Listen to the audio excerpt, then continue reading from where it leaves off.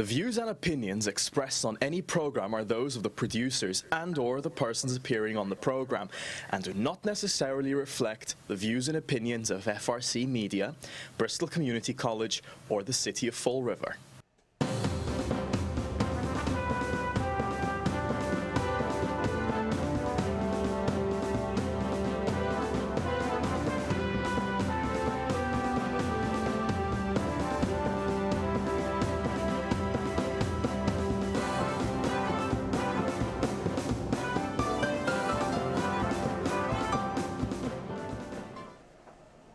To Spindle City Straight Talk. I'm Chip. And I'm CJ. And it's Friday, and wow, what a day we've got today. It's going to be an interesting day, to say the least, because I'll tell you now, it's been getting a little ridiculous citywide, and I'm just not sure which way to think about it anymore. It appears that the mayor has thrown a little bit of a hissy, where he has now started to... A little hissy? Yeah, just a little hissy. So it's gonna, like I said, it's definitely going to be an interesting scenario. Yeah. Sorry about that. My earpiece is going loud and soft. I just corrected that issue. So the mayor has resigned, obviously, as we know. He did this on Wednesday from the FROED board. But the FROED board's board of directors and its bylaws requires the mayor to be a part of it. So it's going to be, it's interesting to see how that's going to work out for them. But Well, I mean, we all know that the mayor wants to run everything, but in this case, I guess, because he didn't get his way, he didn't want to be part of it. Rather than staying and fighting, I'm reading this article, and he's talking about some of the members weren't even aware of the letter they were going to read. Well, if that was the case, why didn't somebody object? Does anybody know they could have called a point of personal privilege or a point of order, depending? you would think about that. And they could have put it, they could have discussed it, could have debated it before the thing was even read. This is another example of the mayor's inexperience in the process. You can't just cut and run every time something doesn't go your way. You can't basically pull a hissy fit and leave. When you're in bargaining, no matter how bad the bargaining deteriorates, you can get up and leave the bargaining table, but then bargaining's over and you don't get what you want. The government and the city is supposed to be, and it's amazing because all you hear is about how we're supposed to work together. And look, no, there are going to be times when things are contentious. There are going to be times, as we've said numerous times here. One of the most acrimonious things in the world was the forming of this country. There were charges of being traitors and for the people who wanted to make the United States. And the Continental Congress was a circus. People were yelling and screaming, and but nobody ran away. They sat there and they gave their opinion and they partied. He's part of the board, and sometimes you're a part of it, and that's also in the new charter. He's supposed to be ex officio in every board and every commission in the city.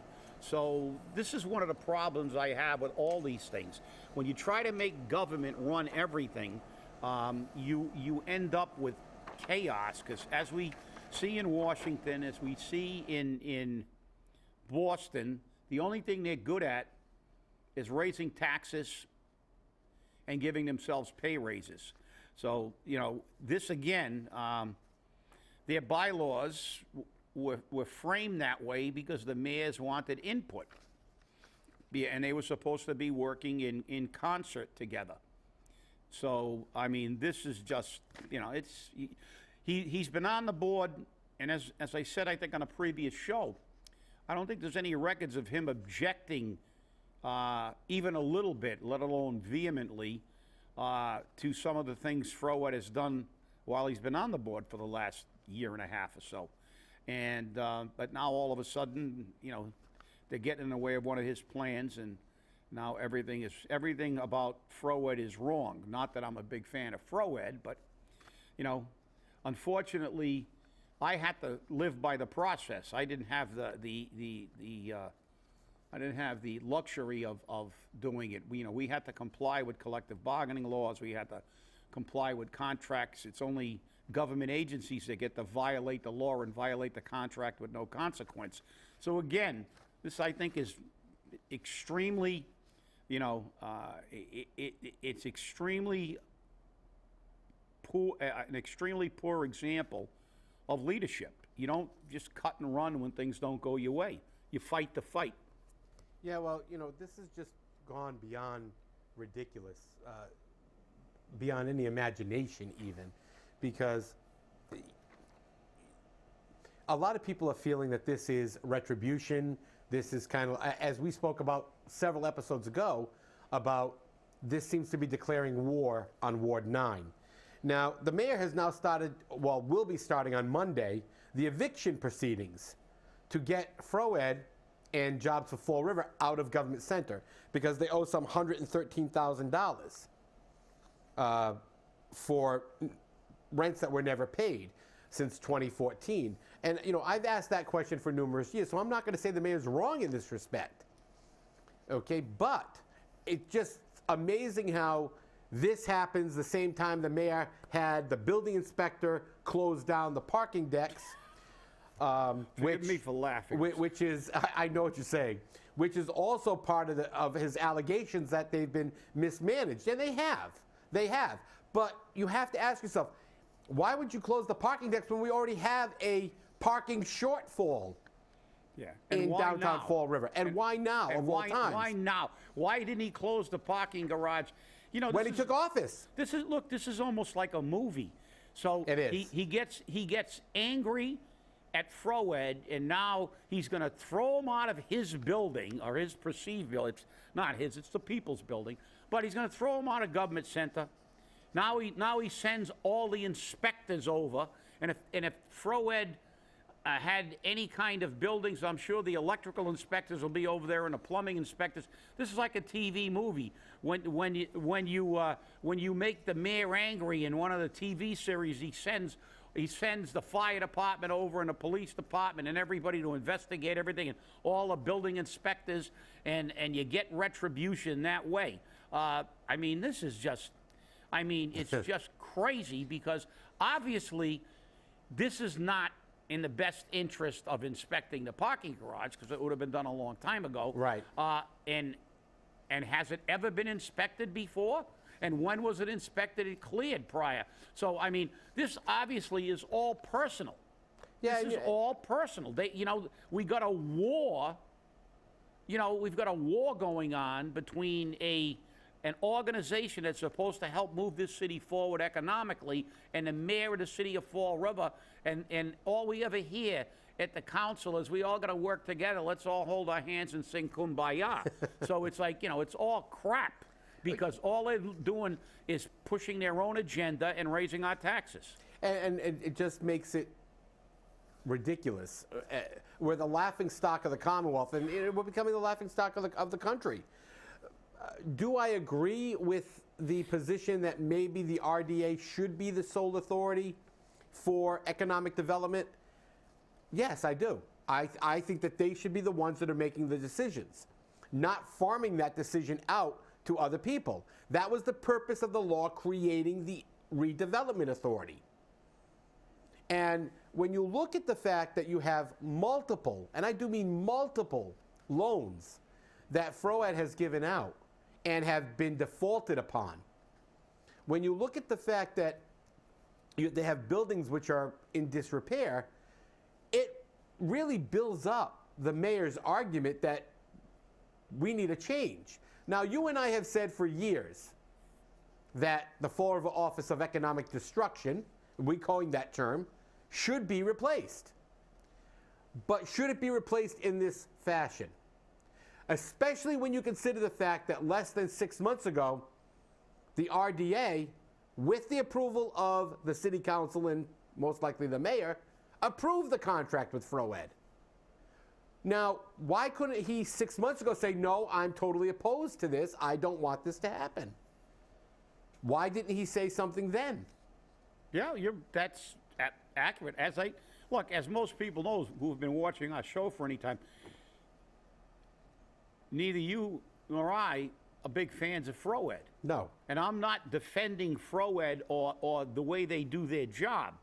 What I question is, as you said, you know, when he first got in his mayor, if he would have said, look, one of the first things I'm going to do is attempt to rechange our economic, the way we proceed economically for development, and Froed is on the target list. If 6 months ago when it came before the council, if it came before the council with a recommendation for the mayor not to approve, if this parking garage was in fact really an issue, why wasn't it inspected a long time ago?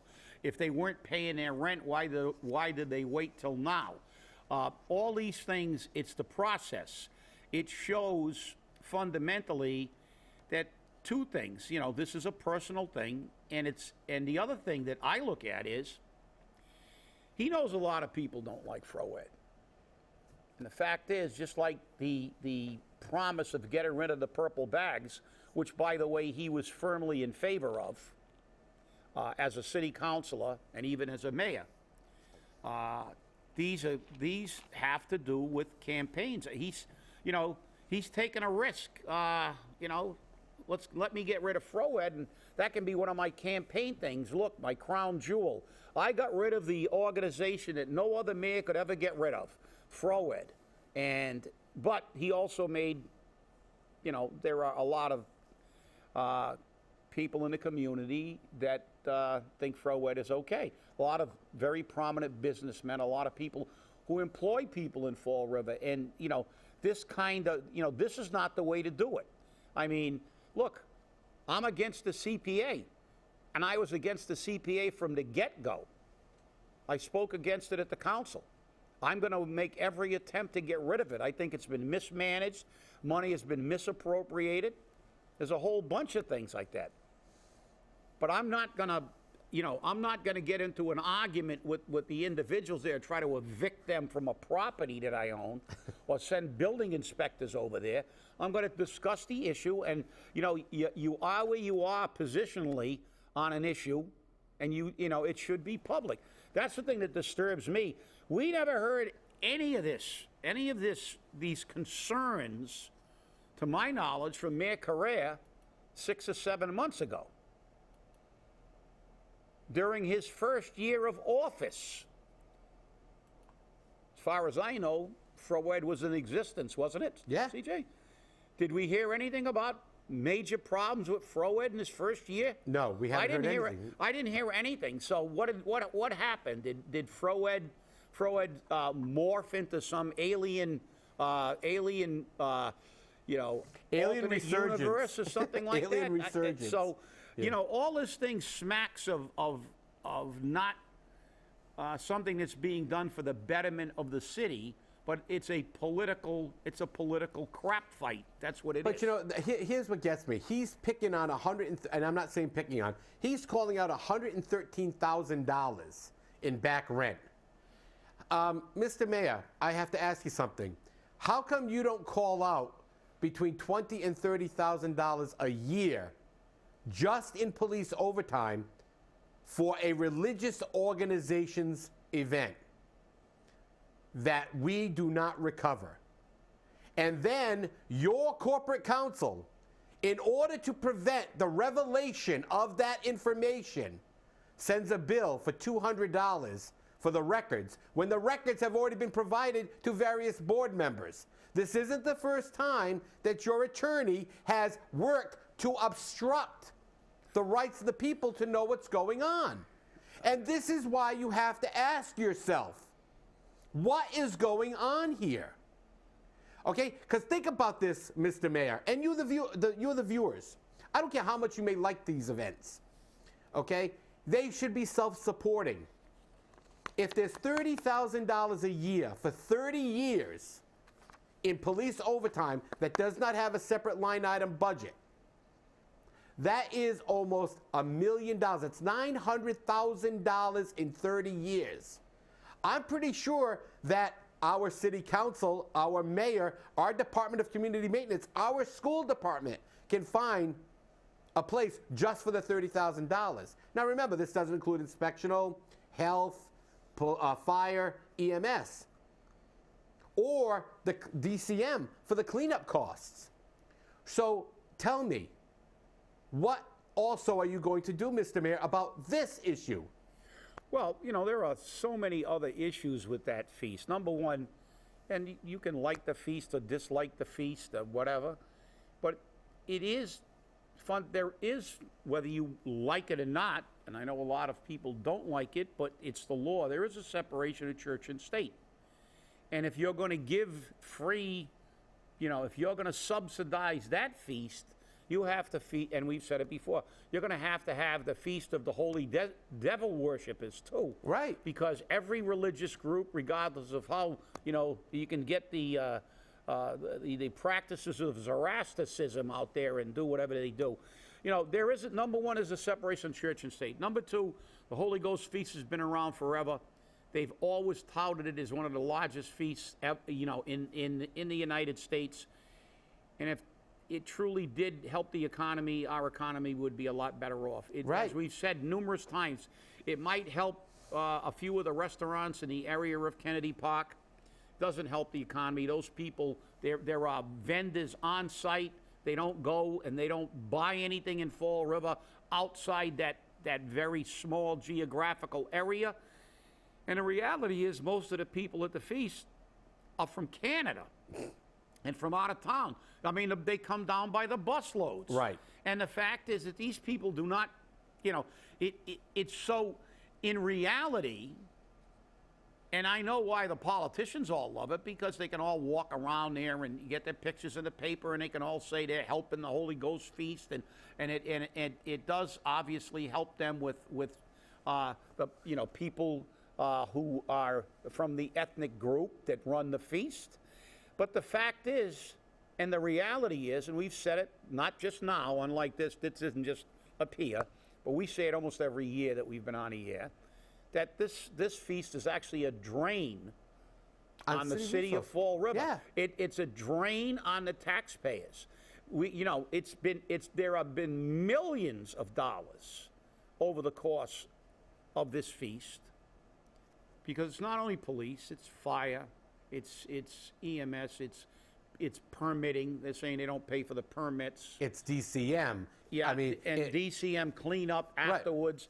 Right. And who pays? And the fact that we have us, serious allegations, the taxpayers. Right? And we have serious allegations that the animals used in this feast were housed at that tenant farm in Westport. And according to the paperwork I've seen so far, the health department was supposed to obtain health certificates on the animals. But again, Attorney Macy has put the block up saying he wants $200 for those documents. Yeah. And you know, the state says while they are able to charge a fee for some of those documents, they recommend that you don't do it. It's too much of an accounting issue. So we know that if the state's not even charging those fees, but Fall River wants to, there's obviously something they're trying to hide, allegedly trying to hide. So you have to ask yourself, okay, you want to scream, rant, and rave about $113,000, Mr. Mayor? I don't blame you. I want to see that $113,000. But I also want to see the $20,000 to $30,000 that's spent in overtime for a feast. I want to see us recover that. I want to see every dime we're entitled to for everything that we provide as a city. That's correct. And now the presentation for the King Philip Mill follows on the heels of what's going on at the OLB file on Alden Street. Right. More businesses and more market rate housing looking for TIFs. And we remind the people of Fall River again, and the city council, they're looking for TIFs, millions of dollars worth of TIFs. And again, we have to remind every taxpayer out there that they pay no taxes, and they tout how this is going to bring in people with, I don't know how many, I mean, how much market rate housing do we have? I mean, is the entire state of Massachusetts going to move to Fall River because we've built market rate housing? Are they going to move to the city that leads in unemployment and has crime and drugs? And You know, I mean, it's just absurd. But we're building all this housing, giving all this TIFs out. And as we've said numerous times, when you build these properties, their tax liability goes into the formula to figure out how much they can charge under 2.5. And guess what? If you give them a TIF, guess who pays the taxes? Raise your hand, taxpayer. Raise your hand. It's us paying the taxes. That's TIF is not free. You know the old adage, there's no such thing as a free lunch? Well, there's no such thing as a TIF because, you know, if they don't pay it, somebody's got to pay it, and it's us that pay it. And what I want to see this year, because if they give them TIFs, I've got a good mind to go down to citizens to put and tell them, if you want to have this TIF, I want to see a city ordinance saying that whatever tax increase is created by this being factored into our tax rate for the 2.5 formula is only attached to the business community. Right, yeah. Not the residential taxpayer. And you know why? You know why that they don't And see how quickly every businessman in Fall River will be making a beeline to the city council. Right. And why? Because the businesses don't get screwed. Who gets screwed? Screw you, taxpayer! And that requires something else. Screw you, taxpayer! We've got to get Vanna to stop that wheel on bankrupt. Because that's where we're going. That's what all the taxpayers are going to be very shortly. I know, and you know, but the thing is that, you know, people just aren't listening, or if they are listening, they're afraid to do something about it, and I have an issue with that. You shouldn't be afraid of your government. You are the government. You elect these people. So when they do something like this to you and you let them, whose fault is it? You get the government you deserve. Didn't we? You know, we've got a ton of market rate housing already in this city. Yeah, we do. Can you show me one market rate housing facility that's 100% filled? No. But let's build And you know, remember, let's build 10,000 more units, And because then we can have 9,000 empty and 1,000 on welfare. but they're not empty. What happens is that when they can't fill them, they get granted That's right, exceptions exactly. to allow low income to come in, which means that we increase the number of people who are on the system. We decrease the number of taxpayers and tax dollars. We lower the median income in Fall River, resulting in a higher crime rate, higher drug addiction. So is this what you, the taxpayer, wants? Yeah, but nobody ever, except, well, we say it all the time. I mean, Right. we always say where we feel it goes, and you know we can prove it. Look at what happened to Point Gloria. I mean, as I said, many years ago when they first made Point Gloria, and it was supposed to be luxury condos and stuff. I knew an individual that was on the Fall River Regional Task Force with me who bought the penthouse apartment. He got Right. the most expensive unit in it. Then, you know, 5 years later, he was trying to dump it. He took a bath on it because they began to move Section 8s into Point Gloria because they couldn't rent the units. And this is what happens with, so it's not only a drain on the taxpayer. They get TIFs to do this. Not only a drain on the taxpayer. And then it becomes actually counterproductive to this city moving forward because, as you said, CJ, these things don't get rented. They ultimately end up being subsidized housing. Then you get more welfare people, and they move more people in that don't contribute to the economy of the city of Fall River, and then make it more difficult. It's almost a catch-22. It is a catch-22. Right. Because you move all these welfare people into that market rate housing. Now, the next market rate housing units you build, who's going to move into this city? They look and they go, God, all they've got, I'd like to see the new stats, because the last time we had 23% of the people living below the poverty level. I think it's a lot more now. No, it is. It's because 36 or 37. Yeah, so God, that's almost, we're pushing half of the people in the city of Fall River. It's just absurd. And, these kind of things, look, these are why this city is decaying. It is rotting from within because the people who run this government do not care one iota about doing anything that will actually move this city in the right direction. All they want to do is get their friends rich, give big jobs and paychecks to their friends, and they'll ride the city into receivership. Somewhere down the line, it'll blow up, and everybody will be sorry.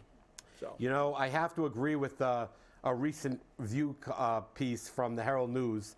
Apparently, yes, drivers are that stupid.